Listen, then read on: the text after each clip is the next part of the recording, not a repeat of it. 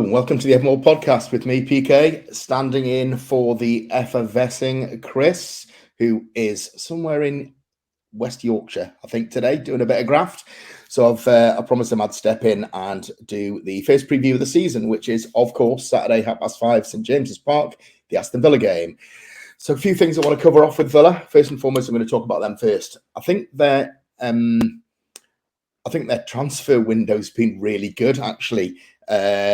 Big Dan, one of our boys on in Ever More, will tell you that he was absolutely screaming out for us to sign Moussa Diaby in the summer, and there he is. He rocks up to Aston Villa for about 50 million euros. So Dan was furious with that. He says he's been following him at Leverkusen and he is a top player. So yeah, they've done well to get him. They signed Pau Torres as well, who's come in for about 30 million. Who apparently comes with a good reputation. I don't know enough about him, and he's been playing centre back and left back in pre-season.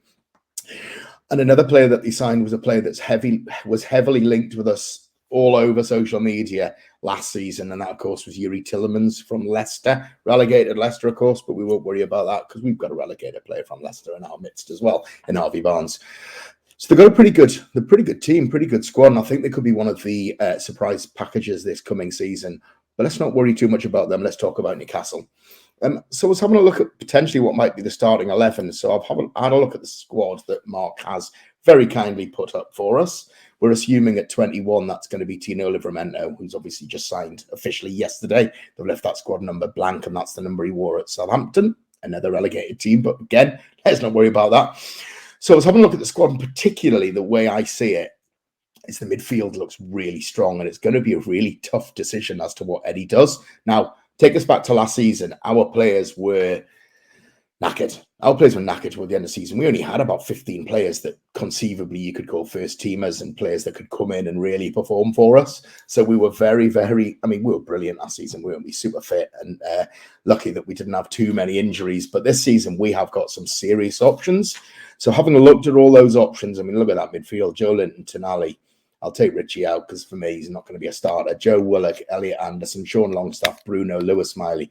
There's some serious middle of the park options there. Even up front, Mark's got Anthony Gordon up front there. You can play up front. You can play wide left. Harvey Barnes as well. So we've got some serious options. But this is what I've gone for my starting 11 for Saturday evening's kickoff. So we're starting at the back. Of course, it's a pretty obvious back four for me. Or back five if you include hashtag Nick Pope. Toonpoll's 1 year anniversary of the trend of Nick Pope coming up, I think, this coming Saturday. So you'll no doubt see that all over social media as per. So you've got Nick Pope at the back. Right back, you've got Captain Trippier, guaranteed to start. Left back, you've probably got Dan Burn, I think. I don't think he'll start Matt Targett. I don't think he's looked particularly sharp in pre-season. Obviously, he was injured a lot of last season. I like Matt Targett. I like Matt Targett. I think he's reliable. I think he's good defensively. I don't think he offers us very much going forward. I just think, the fact that we had the joint best defensive record in the Premier League last season, I think he's just going to start with Pope, Burn, Botman, Trippier. And then if Cher's not fit, and we don't know whether he is or not, he didn't play in either of the two games last weekend, he's probably going to bring Lascelles in for Cher. So I think those two, that defense was great last season, but I do think it lacks a little bit of pace. So I'm hoping that obviously when Livramento's fit, they will either push him and play Trippier over on the left, which I hope not, because Trippier's fantastic down the right as a fullback. So they may play Livramento left, or they may bring in another left back or a pacey left back. And I do think they're on the lookout for a right-sided centre-back. Cher's not getting any younger, much as he had a phenomenal season last year. He's obviously got an injury already. I just wonder whether they might look either at somebody on loan or bringing somebody in, or even young Alex Murphy there, who did really well in pre-season for us. So it'll be interesting to see, but the back five pretty much picks itself if all fit. The real conundrum for me is that mid-three positions. You could pick 3 from 7 or 8. You could perm them. So I do think he's certainly going to go with Joe Linton and Bruno as the sort of flanking central midfielders. And then I think it'll either be a toss-up between Tonali, depending on whether Eddie wants to ease him in. He usually eases his players in But, you know, Tonali's had almost a full, well, he has had a full preseason with us. Of course, he was across in the US, and he's looked really good. He looks like he can either play that 8 role, or he can even play what Chris would call the 6 role, what I would call the David Batty 4 role, and I'll always stick to that 4. Sorry, mate. So it'll either be Tonali or I think Longstaff, but I'm going to go with Tonali, and I hope he pushes him straight in, because that is an incredibly strong 3. Then up front, I think Miggy picks himself. I think Eddie loves him. He works hard. Again, more goals in pre-season as well. And he's quick. He works hard. He gets back. He helps Trippier going backwards as well. Let's just hope clubs haven't actually realised he just can't. He uses his right foot to stand, not to kick the ball with. Isaac, for me, brilliant last Saturday. He, goal and assist against Fiorentina in that 2-0 win. I thought he was sharp. I thought he was quick. He looked skillful. He looked hungry. I think he starts ahead of Callum Wilson, with Wilson coming off the bench. And then I think he goes with Harvey Barnes. If Gordon had scored those two or three really good opportunities he had against Fiorentina, he may have gone with him. But then Harvey Barnes stepped up against Villarreal, came in, scored twice, and looked really, really good.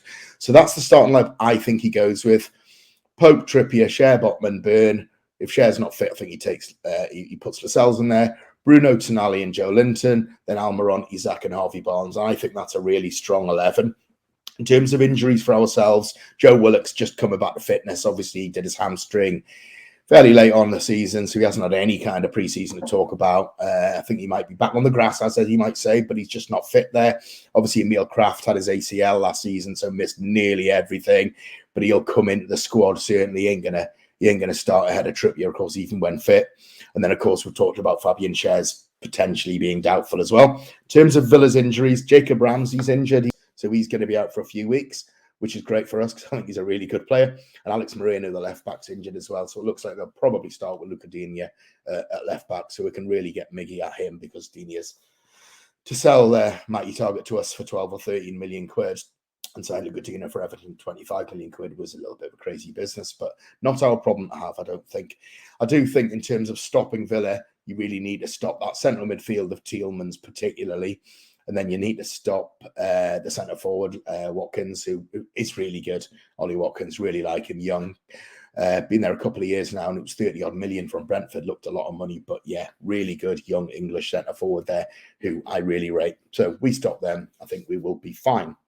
In terms of Villa, we've got some great memories at home to Aston Villa. We go back to last season, just after Steven Gerrard got the old tic-tac. They came up here in a shambles, basically. They had their caretaker boss in charge, and we pumped them 4-0, which was great fun. I met an old Villa pal, and he wasn't overly happy, but, it is what it is. I was very happy at the time. Go back to 2010-11, Andy Carroll hat-trick on the opening home game of the season when we beat them 6-0 was a particularly interesting day. Brilliant as well. We absolutely played them off the park. And then I'm going back to November 2001, and I'm hoping Mark can bring out a still of this with that Alan Shearer thunder bastard, when Rob Lee pinged the ball to the right of the box and Shearer just unleashed a volley straight over. I think it was Peter Schmeichel's head. So yeah, some great memories at home to Villa. We don't tend to lose too many at home to them, although memory does serve that they beat us 3-0 when Boyer and Dyer were fighting. Both got sent off. And then Stephen Taylor decided to get shot straight in the chest and handball it, got a penalty, and they beat us 3-0. But yeah, I think we've got some better memories at home than poor memories. I do think the 3-3 that we drew with them in Philly in pre-season is probably not indicative of how this game is going to go. Both teams were playing with a really high line, and I can't see Newcastle doing that, and I can't see Villa doing that. So I'm not going to pay much attention to that result. But, Newcastle came through however many games they came through in pre-season. Was it 6, 7, whatever, unbeaten, which is a great start in terms of getting minutes in those legs, scoring plenty of goals, and looking sharp, which is brilliant, and really embedding the new players into the squad and into the team. So in terms of my prediction, I think we're going to beat them 2-1. I don't think it'll be an easy game. I do think Villa will be the surprise, as I said earlier on. So we shall see how it goes with a 2-1 win. So let's hope that we beat them. It would be remiss of me not to bring the old subscribe and like up, otherwise Mark will shoot me, and he probably edit it and try and phase it in himself. But like and subscribe, please. We've got 4.46 thousand subscribers now, which is amazing considering the channel is younger than the takeover, as Chris would say. It's less than 2 years old. So we absolutely love the fact that everybody is liking us, subscribing us. Plenty of shows, plenty of rants from Chris. You've got your Monday Night Live show with Chris and Mark in What's Going On. You've got the live show on Wednesday. So if you didn't tune in already, you've got Di and PK on with Chris Wednesday night to preview the upcoming season. So loads and loads of free content. We know that in this time, we don't want to be charging anybody for free content. We just do it because we love doing it. It's a great hobby of ours. We love football. We love Newcastle United. So yeah, please like and subscribe. And I hope I do better at this than Chris. leave your comments. If I'm crap, I'm not doing it again. If you like it, I might come back. Speak to you soon. Thanks, guys. Bye.